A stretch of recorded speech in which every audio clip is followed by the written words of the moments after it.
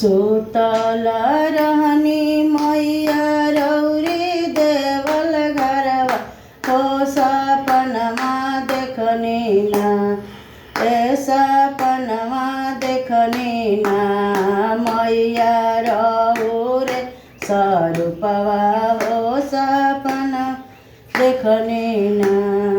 झूठे तोरी बोलिया सेवका झूठे तोर बचनिया हो कि काई रे काई ना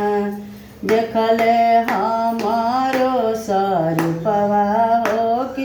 काई रे काई ना मंगिया में देखनी मैया भाखरा से नूर होली लरवा देखनी ना होली लरवा देखनी ना मैया सोने केटी गुलिया होली लरवा देखनी ना मैया सोने केटी गुलिया होली लरवा देखनी ना गालवा में देखनी मैया मुंडना के मलवा हो कि अवरु देखनी ना हो कि अवरु देखनी ना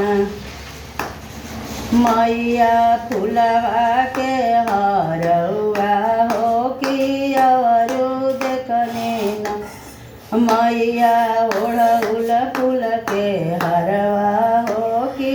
अवरु देखनी ना कमर में देखनी मैया लाला काला हो कि अवरु देखनी ना मैया लाला का चुंदरिया हो कि अवरु देखनी ना हाथवा में देखनी मैया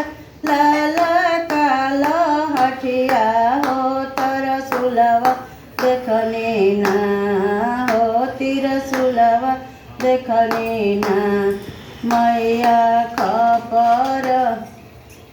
मैया हाथवा में रौरा हो तिरसुलवा देखनी ना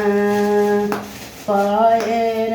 में देखनी मैया सोने के पैजनिया हो कि अवरु देखनी ना मैया सोने के नूपुरवा हो कि अवरु देखनी ना मैया सोने के नूपुर